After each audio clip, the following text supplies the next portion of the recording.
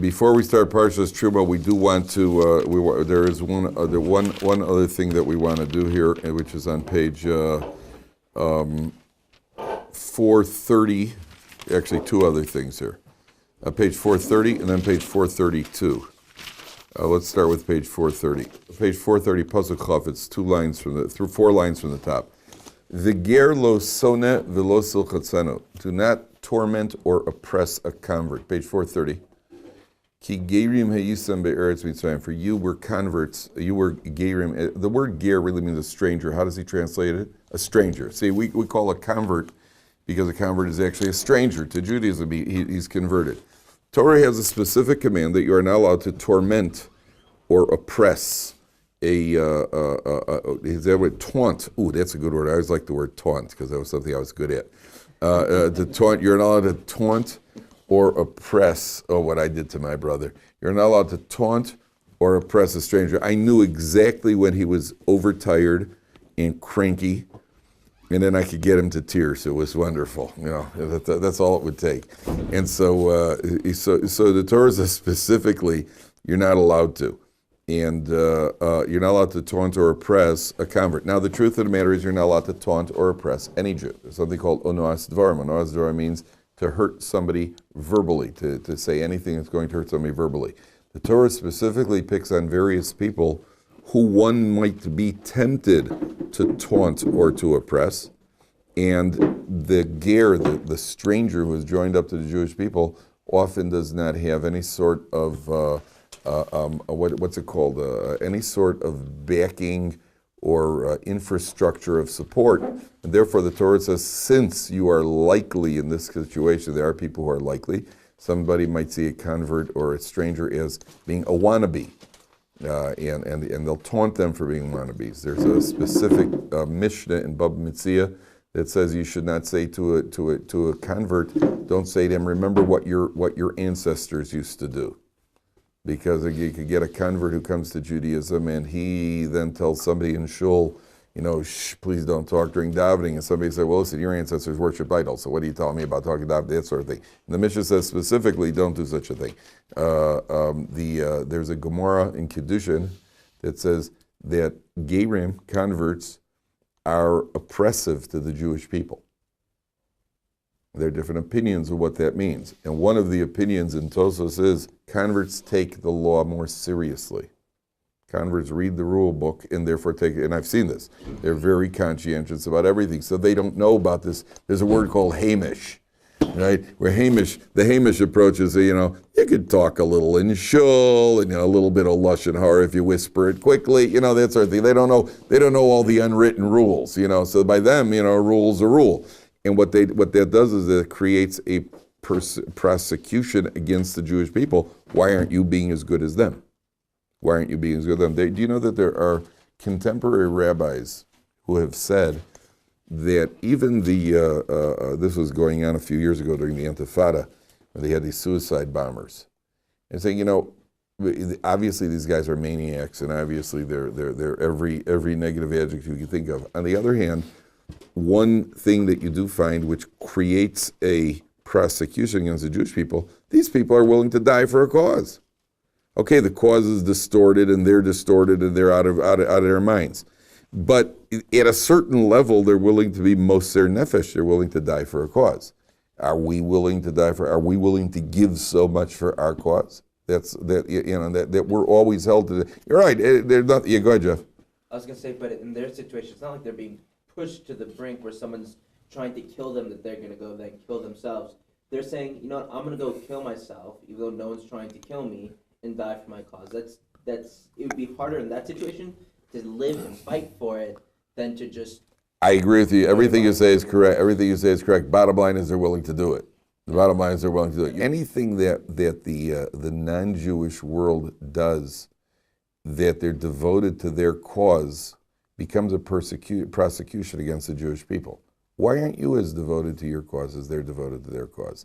We are held to the standard of the world. Therefore, what we have to do is we have to show that we are devoted to our cause. But we, in a spiritual level, at a metaphysical level, we are held to a certain standard based on what else is going on around us. If people who are into money are devoted to money, and people who are into entertainment are devoted to entertainment, are you as devoted to your Torah and to your observance as they are? And you can't say, well, it's not possible to get to such a level. You see, people could get, if it's important enough, people could get to that level. If Pete Maravich was playing basketball 8 hours a day when he was 12 years old, and people wonder how he became Pete Maravich. It was 8 hours a day when he was 12 years old. Lou Ferrigno, remember the Incredible Hulk? So Lou Ferrigno said he used to pump. They once interviewed him. He said, how did he get to be, as muscular as me?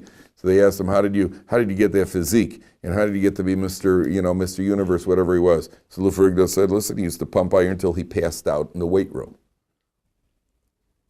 You better have a good spotter, by the way.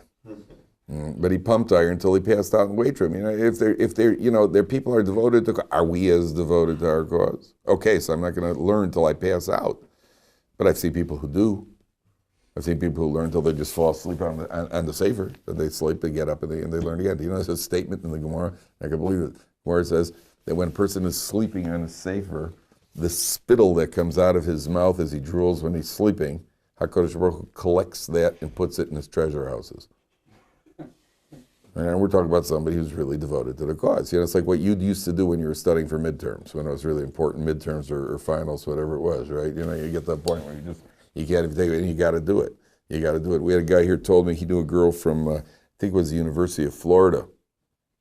The university she was on, she made the United States swimming team.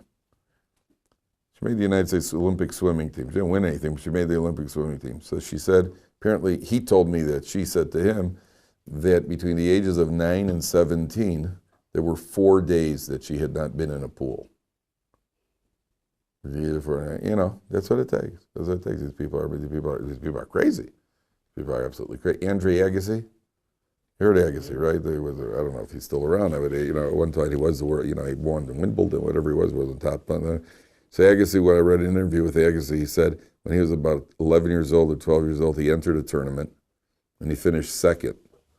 On the way out to the parking lot, on the way out to the car, his father took the trophy and he threw it in the garbage can. Said, we didn't enter to finish second. So there are people in the world who are devoted. Right? Yeah. So no one ever took a kid and threw the kid, well, you'll only learn half the Masechta. I'm throwing you in the garbage can. Obviously it's got to be done. But there's a realization that's so the first thing is we have to realize the devotion. So converts are very devoted to halacha. Now, the Torah says, don't torment the convert because you were strangers in the land of Egypt. So you know what it's like to be the outsider. You know what it's like to be an outsider. And therefore, realize that he's an outsider. To the contrary, there's a specific command in the Torah, v'ahavtem es hager. You have to love the convert. You have to befriend the convert. You have to be kind to the convert. Because, obviously, we recognize that he is trying to break it. It's like the new kid in school. So, in some schools, the new kid gets beaten up. That's the initiation to the school. Welcome, boom. Right? That's not, and it happens just about in every high school in the world, but that's not the way you're supposed to welcome people. Right? And therefore the Torah says, now look at the next one. Kol almana v'yasom lo sanu. Do not torment a widow or an orphan. Very next pasuk, page 430, pasuk 21. Do not torment a widow or an orphan. Why? You're not supposed to torment anybody. But again, the widow and the orphan are defenseless. First of all, it's interesting, the word almana, which means a widow, comes from the Hebrew word, look at the first 3 letters of almana. Page 430, 5 lines from the top. The word almana, look at the first 3 letters. Aleph, Lamed, Mem. Elaim in Hebrew means a mute. She has no one to talk to. She has no one to cry out to. She doesn't have a husband. We once had somebody was passed away very young in our neighborhood. So we made there was a meeting in the neighborhood, and to try to create a fund for the widows and the orphans. The guy died young. So remember the guy who was speaking to inspire the crowd. He said, a woman who's a widow, when she goes to the bank and the bank is closed, or some guy somebody yells at her at a bank, she cries. She's crying because she's a widow. And if she loses her wallet and cries, she's crying because she's a widow. It never leaves. The pain never leaves. So an almana comes from the word elaim. She has nobody to talk to. A woman normally talks to her husband. She has nobody to talk to. And therefore, the Torah says, in an orphan has nobody to cry to, so the orphan gets beaten up at the park. And instead of going home and telling his father, he goes home and he cries into his pillow because he has absolutely nobody to cry to. So what happens? Look what the Torah says. Im anesa aneoto, if you torment him, ki imtsa'o kitzak elai, and they call out to me, shamo eshmat sako, so I will hear that yell. V'chora api, I will get angry. V'aragdi eschem b'chorav, you'll die by the sword. V'hayu neshechem almonos v'nechem yisomim, your wives will be widows and your children will be orphans. Now you should have a question here. You should have a question on this puzzle. Why say what? That your wives will be widowed and your children will be orphans. Why shouldn't it say it? You're right. Why shouldn't it say it? It says, I'll kill you by the sword. You'll die by the sword, which means by definition, if the husband dies, Widows and orphans. his wife is going to be a widow, and children are going to be orphans. Why does the Torah emphasize you'll die by the sword, your wives will be widows, and your children will be orphans? Why does the Torah have to say that? It's obvious. If somebody dies by the sword, so obviously his wife's a widow and his children are orphans. Why does the Torah have to emphasize that? Let's do the whole idea of an eye for an eye. You do that to that person, and you do that to that. So what is the Torah emphasizing here? You're right. That's why it'll happen. That's why he dies by the sword. But what's the Torah's obviously emphasizing? What do you say? Inflicting the suffering not only upon himself but on his family. Why should his family suffer? Because the person that he does it to does as well. The person did suffered as well, but but the guy's widow said, "Well, why should I suffer just because he inflicted the suffering? Why should I? Why? What have I got to do with it?" So first of all, so I'll tell you what the commentaries say. Why does the Torah emphasize that his wife will be a widow, his children will be orphans? Activate your Gemara logic, gentlemen. It's Mida Keneged Mida, but why? It's Mida Keneged Mida, but what is the Torah teaching you? The Torah is telling you, Rashi brings down, that he's going to die an unconfirmed death. So what happens to his wife? His wife will now be a widow, she'll remain a widow. And his children will not only be orphans, they'll remain orphans, she won't be able to remarry. He's going to die. He says, you're going to die by the sword, and your wife's going to be a widow. Well, we know that. That's what happens when you die by the sword. And they won't know where his body is. And she won't be able to get a get. She's going to be what's called naguna. So the commentaries point out, okay, what is the suffering there? I mean, why is that a form of suffering? So first of all, that is a threat. Nobody wants to, everybody instinctively, people want to be buried. If you tell somebody, look, you could die and be buried, you could die, and your body will be lost somewhere in the desert. Ooh, that's bad. No, I don't. Nobody wants that. People, it's hot in the desert. Nobody wants that. So you tell a guy, look, you could die and be buried, or die and nobody will know where your body is. There's something about that. When people while alive, we're frightened. The Gemara says a person given a choice of two types of death. Okay, you have two types of death: beheading or strangulation. All right, neither one's a walk on the beach, Ben. You're right. Now, so it's not like it's like, oh, gee, great, yeah, neither one's fun. Okay, but if he had given a choice, which would a person prefer? Huh? Strangled? No, but that is sure. Why? It's quicker. It's quicker. Okay, now. I've been strangled before. It's nice. That's nice. Yeah, it's nice with popcorn. It's great. Yeah, I know all about it. So the Torah says like this. I'll tell you why. The question is like, who really cares? What's the difference? Which one is worse? So again, it's a Gemara question, Jeff. It's a Gemara question. Because what happens if a guy? What? Don't you have to choose strangulation to extend your life as long as possible? It's not your choice. It's not like Bezos says, what would you like? Would you like a cup of coffee with your strangulation? It's not like Bezos doesn't give you a choice. Bezos, if a guy's liable for strangulation. I once said this to a guy from the Shabak. The guy, the Shabak is the Israeli FBI or whatever they're called, the Shabak guys. They're the guys who capture the Arabs. They question them. So a guy I know was with the Shabak. So I said to him, well, what do you do when you question them? What do you do when you do get information out of them? So, we give them a cup of coffee and a donut, me. And I just said, really? Until I realized the guy was being facetious. Then I asked him about their techniques. I said, you beat him up? And he said, no, that's all primitive. So I said, so what do you do? He says, look, you have no idea how uncomfortable it is to have a sharp, pointy thing right in the back of your neck. And you got to hold your head down like this for an extended period of time. You can't imagine. I'm going to have to touch the guy. You just keep the guy down, like that. If he pushes his head up, he hits the thing. He says you can't imagine how uncomfortable that is. That's really what they do.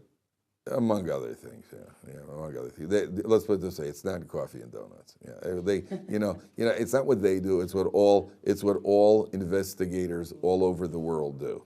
They get the information pretty quick. It doesn't take much to get information. By the way, I read the worst police to fall in for an Arab or any terrorism to fall into the hands of the worst police are the French police. Apparently, French police are brutal. They just talk to them, or- Yeah, they talk to them in French. That's bad enough. Just hearing a guy talk about, no, anything but that. Anything but that. Don't talk French to me. Whatever you do, no, not that. Slow torture. I was once in a cab. The driver is smoking a cigarette. And he turns to the Israeli guy. He says to me, "Is my cigarette bothering you?" I said, "No, but your English is killing me." We got along famously after that. Had another guy once, I was cracking my knuckles, a guy smoking a cigarette. I'm cracking my knuckles in the cab.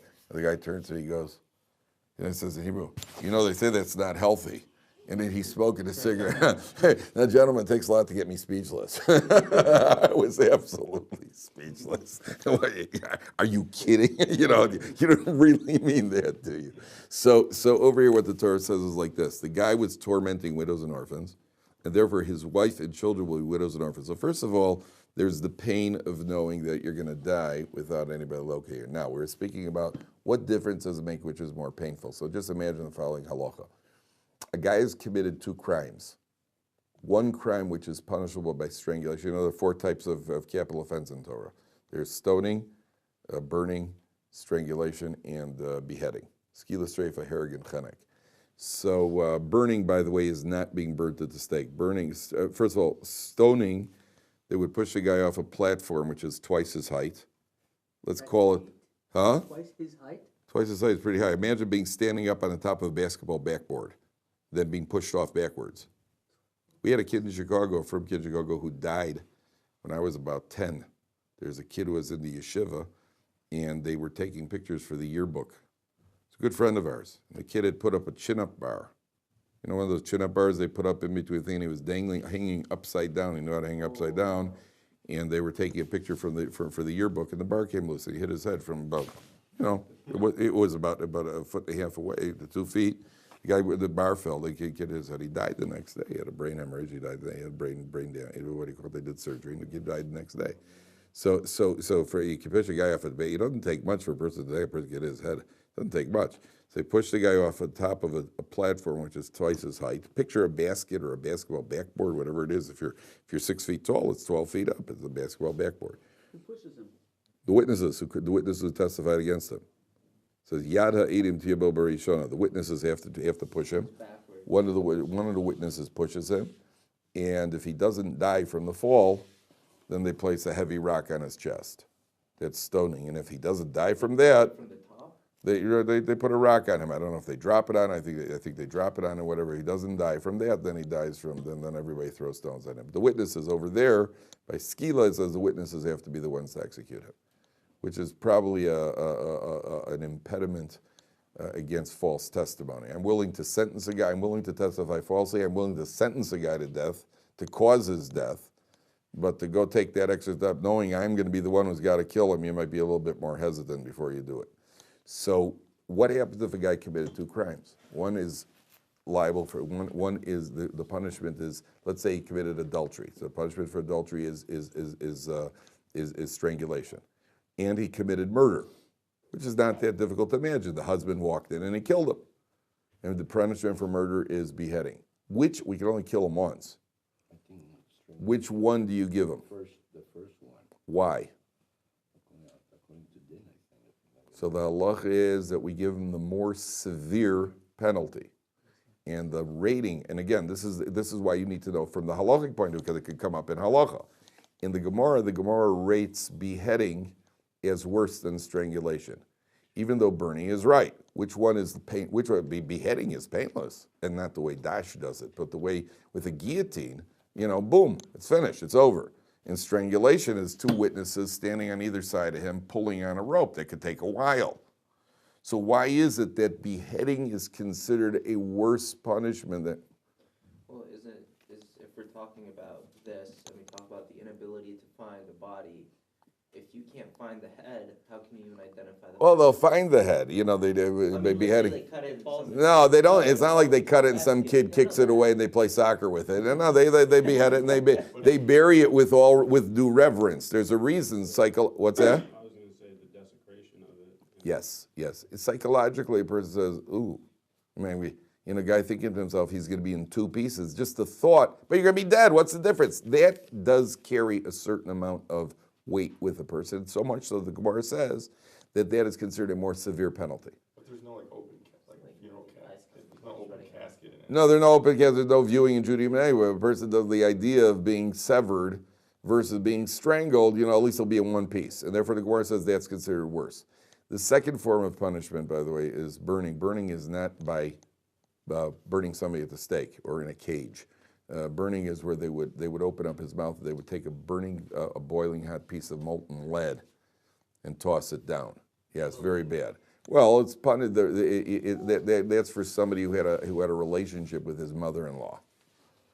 You Right. mean sexual or? Yeah, sexual. No, sexual. No. There's no punishment. There's no punishment for having something to do with your mother-in-law, other than the very having to do something with your mother-in-law. But that's punishment enough. But a guy who had a physical relationship with his mother-in-law is punishable by breaking. Listen, we're talking about crimes over here. We're talking about people who did something wrong. It's not like we're walking around looking. You know, somebody make my day. I got some molten lead here. You know, you have to have a guy who did something wrong, and he's punished. He knows that's the punishment, so don't do it. You understand?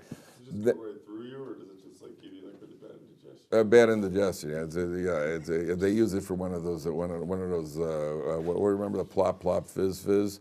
What was it? The Alka-Seltzer. Alka-Seltzer. You know, heartburn number 147. And plop plop fizz. Oh, what a relief it is. You know, burning in Basin. You know, and by the way, they're not going to get a guy to open his mouth. They just open wide now. You know, open wide. You know, nobody's going to say, oh, is it? You know, it's like the doctor with that stick that he always says. He always sticks halfway down your throat. You know, open wide.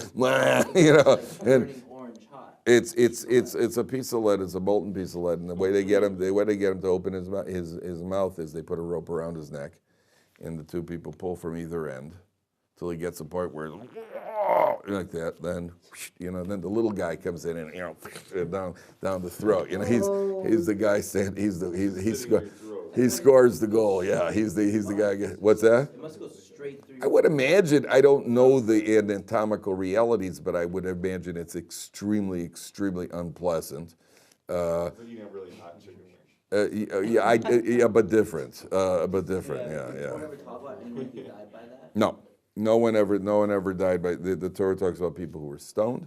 The Torah talks about people who were. The Gemara talks about somebody who was. No, the only cases that it really speaks about is skila that I know of offhand, both in the written Torah. You have Tzalaf who gets stoned for the Shabbos. You have the blasphemer, and then you have in the Gemara there are cases of people both stoning and whipping, but none of the other forms of death that I remember somebody being sentenced to. In the Gemara, I don't remember any cases where it talks about somebody. In the Gemara, it does talk about people being sentenced to what do you call it, to death by stoning. I don't remember any cases of the other form, but they exist. Is burning considered the worst? No, burning is just the second worst for the same reason. Most people, if you ask them, in other words, they're broken into two categories. There's the top two, which is stoning and burning, which are both objectively worse than either strangulation or beheading. Now, of those two, again, it's the same argument. Which do you think most people would choose between the two? And again, neither one is pleasant. Most people would choose the push off the platform because it's instant death. It's only the landing that's a problem. And in a worse scenario, then they drop a rocket, that's instant death. Whereas the burning could be downright painful. On the other hand, there's what happens to the body. And a person feels that he doesn't want a body that's all messed up, as opposed to he'll take the pain and his body is intact. And therefore, the Gemara Paskin skila is the worst, and then streifus. If a person is liable for both of them, then he gets the skila. You give him the worst of the two penalties. Okay, all of this is very rare. They actually found a document from a guy who was in the one of the ghettos that was wiped out, and they found something that he had written in the ghetto that he had left a Jewish guy that in our religion, the Torah talks about death all the time, and it was almost never carried out. And the religion that's preaching peace and turn the other cheek has spilled more blood than anybody else in the world. Right? The Torah talks about it because it wants to emphasize how bad it is, but it's rarely carried out. Rarely carried out. Strangulation by hanging or? Strangulation is the rope over the head and two guys pull from either end. Not hanging. Not hanging. Even though there is one case of Shimon ben Shetach, who was the head of the Sanhedrin, and he had to break up a witchcraft ring. There were witchcraft had become rampant. What we were speaking about yesterday. Witchcraft had become rampant, and he captured and executed by hanging 80 witches in one day. And the Gemara there says that you see that entire thing. Oh, 1 second. I don't know if he hung them or if he burnt them. Could have done both. I don't remember, but the Gemara says it was what's called a hora'as shah. Hora'as shah means that the Beis Din has a right to rule outside of the strict parameters of halacha for the sake of creating offense. And because witchcraft was so rampant, they had to do something about it. Therefore, they did something very stringent. Okay, now, so over here, what the Torah is saying is, number one, that his body will not be accounted for, and that's very, very disturbing to him, number one. Number two, because his body is not accounted for, the widow and the orphans, because people are emotional, the widows, it's very common, by the way, when somebody predeceases their spouse at a younger age, the spouse gets angry at them. Spouse gets angry at them because people are emotional. People are not not logical. People are psychological, as Rav Schuller always says. And so the spouse gets upset. What'd you have to leave me for? Thanks a lot for sticking me with all this, with the kids, with this, that, the other. It wasn't his fault that he got sick. It wasn't his fault that they got killed in a car crash. Yeah, but the spouse blames him. Like, what did you have to leave me for? And therefore, the Torah says that the widow and orphan are likely to curse him, which will be a further punishment for him after his demise. There's an interesting case in 9/11. In 9/11, you're not going to believe this question that was asked. In 9/11, the plane crash, and there's a guy called his rabbi, and he said, "I'm about to die. Should I allow myself to be burnt, or should I jump? If I jump, so at least they'll have a body. My wife won't be an aguna. They'll find the body. On the other hand, the problem with jumping is that I'm doing it on my own versus letting myself to be burnt. So I'm not taking my own life. The fire's taking me, but there won't be a body." That was a shot. This is the last shot. How'd you like to have to answer that question? I don't know what the answer was. That was the question that was asked. You can just imagine. Okay, take a look at page 432. This is a fundamental. Torah says like this, and this is going to answer a question that many people have had. The Torah says, it's on page 432, 4 lines from the bottom. Lo sia achrei rabim l'raos, v'lo sane ariv lintos achrei rabim lahatos. So the Torah says, look at the article, do not be a follower of a majority for evil, do not respond to a grievance by yielding to the majority to pervert the law. Okay, now, those last 3 words of the pasuk tell us that acharei rabim lahatos, you have to go follow the majority. You follow the majority in Judaism. Now, this is a very, very important idea because the law is like this. First of all, you're aware of how many types of Beis Dins they had? There are 3 types of courts in Judaism. There's a court of 3, which decides monetary law. There's a court of 23 for capital offenses, capital and corporal offenses. And there's 71, which is the big Sanhedrin. Okay, there was 1 court of 71. All the other courts were 23. In every city, there had to be a court based on the amount of the people of the population. And this court has the right to judge laws of capital offenses. Now, the first thing the pasuk teaches us when it says, don't follow a majority to do bad, teaches us like this, that when the judges, there's no jury. In Judaism, there's no jury. You present your case, the witnesses come in, they speak in front of the judges, and then the judges deliberate the halachic end of it. So let's say the witnesses says, look, we found a guy, there was a guy named Ruvain, and he said to us that he's about to bow down to an idol. We said, don't do it. And then we saw him go down on his knees, and he bowed down to the idol. Okay? So they take him to court, and then first of all, the two witnesses are cross-examined. What did you see? We saw his knees on the floor, and he was bowing down. Did you see his head touching the floor? Yes. The other one says yes. Okay, thank you very much. They did not contradict each other. If they contradict each other at a basic level, they're out of court. Once they contradict each other, if there's an out-and-out contradiction, the case is thrown out of court. Okay? They didn't contradict each other. Now, the judges have to deliberate because the Torah says don't worship idols, don't bow down to idols. Well, now you've got to determine what are the halachic parameters like you do in Gemara. Is your knees considered bowing? Is your knees and your head on the ground considered bowing? Do you have to have your nose touching the ground? What are the parameters? Then the judges have to start arguing, discussing the halachic parameters. Okay, they worked it out, and then they take a vote. So if 12 vote for acquittal and 11 vote for conviction, he's acquitted. If 12 vote for conviction and 11 vote for committal on capital punishment, capital crimes, even though they have a majority, the Torah says don't follow a majority to do bad. In other words, you don't execute them with a majority of one. You have to have a majority of 3. You have to have a 13-10 majority. 12-11 is not enough. And if there's a 12-11 vote for conviction, they keep deliberating until somebody changes their mind.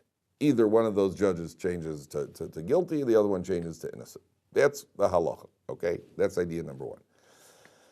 Idea number 2 is more fundamental. This is a question that many people get. How do you know that Torah is accurate? How do you know Torah? Come on. How do you know? Honestly. You know, there's a dispute between Rashi and Rabbeinu Tam when it comes to tefillin. You ever heard that dispute? There's tefillin of Rashi, tefillin of Rabbeinu Tam. What are Rashi's tefillin? What is the dispute? Well, in the head tefillin, you know, you have 4 separate parchments. On the hand tefillin, you have 1 parchment with 4 paragraphs written on it. In the head tefillin, you have the same 4 paragraphs, but they're written in separate parchments. Now, the parchments are placed in the head tefillin.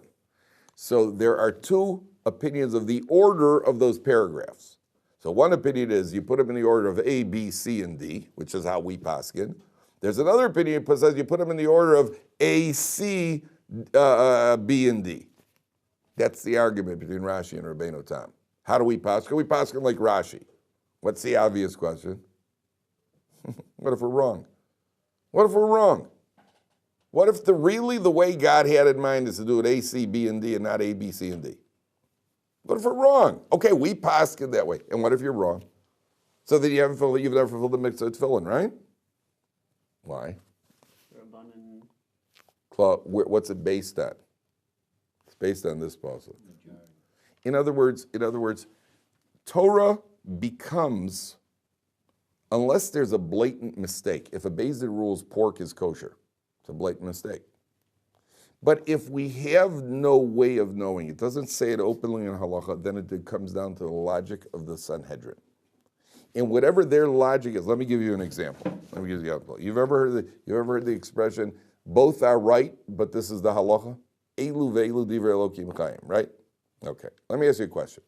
We are the board of directors of the Pilot Pen Company, okay? Now, this is the new model pen right over here. And what I want you, the members of the board of directors, we're going to give this pen a name. It's the blank pen, okay? Now, you could call it the awesome pen or any other name you want to give it. I want to call it the rocket-shaped pen. And your adjective has to describe the shape of the pen. I'm going to call it the rocket-shaped pen. What would you call it, Mr. Fogel? This is your big chance. You're on the board of directors. 1 word to describe it. Anything you want. The green pen. The green pen. Okay.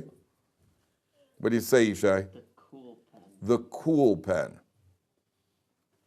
Go ahead, Jeff. The straight pen. The straight pen. Now we're talking a little more on the shape. What do you say, Ben? Long pen. The long pen. Pencil-shaped pen. The pencil-shaped pen. Neon pen. The neon pen. Oof. The ballpoint pen. The ballpoint pen. Boy, what a bunch of boring people. The what? Gel pen. The? Gel pen. The gel pen. Okay. So not one of you has cooperated, except I think Jeff, who called it the straight pen. Now let's try again. What did you call it? The long. Okay, good. I want the description of a shape. I called it rocket shape. You called it the long shape. You called it the straight shape. I want the name of a shape. You could call it the oval. You call it the sharp. You call it something. Anything that you would describe it as, and you could use the same description somebody else used. What would you call it? Give it a shape. Yeah, shape. You remember shapes when you were in kindergarten? Let's play shapes. Yeah, give it a shape. Call it a shape. You were good at kindergarten, weren't you? What? Circle pen. The circle pen. Okay, it's a round pen. The circular pen. Okay, what would you call it? Straight. Straight. Rocket. Rocket. Cylindrical. Cylindrical. You could use any one of the above. I was gonna call it the cylinder. Cylindrical. Very good. Line. Line. Okay, so what happens is like this. Are you wrong for calling it the straight pen? No, it's straight. Are you wrong for calling it round? No, because it is round. Are you wrong for calling it cylindrical? No, it looks like a cylinder. What if somebody in the board of directors would call it? Now, how are we going to determine what to call it? We're going to take a vote. How many of you want to call it rocket shape?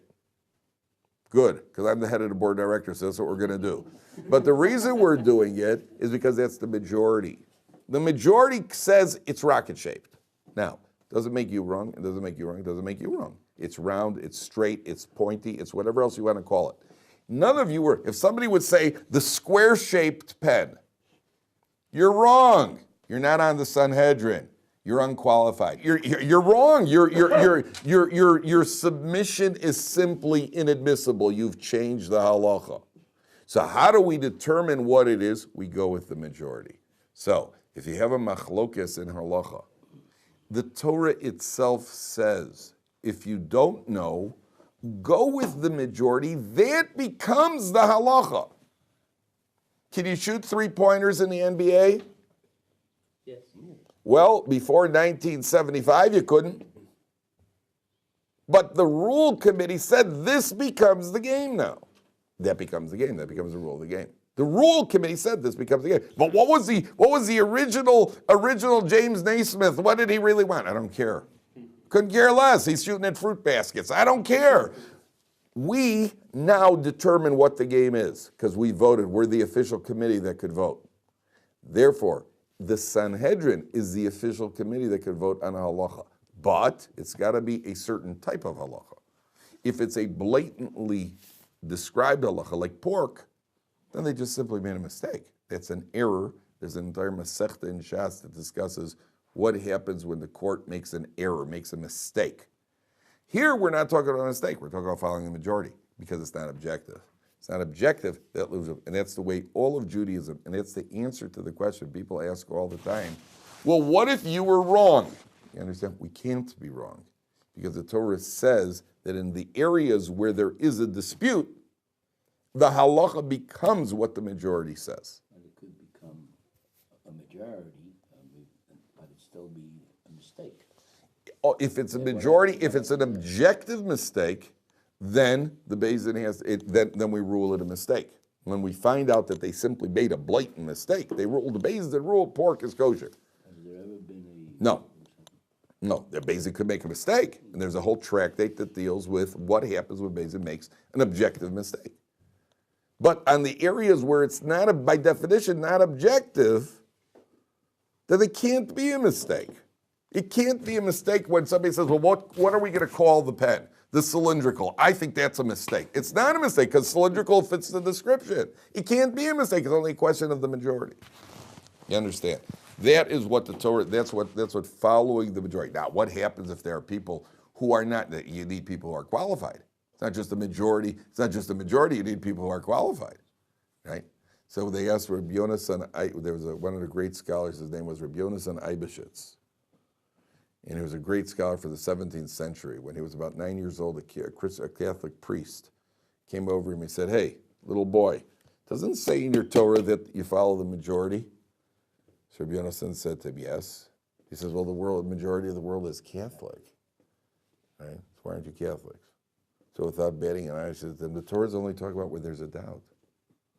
Because you only follow the majority where there's a doubt. You don't follow the majority where there's no doubt. The majority's making a mistake, you don't follow them. Okay? That's Allah. That's why this is such a fundamental Allah. Okay, gentlemen, we'll see you tomorrow.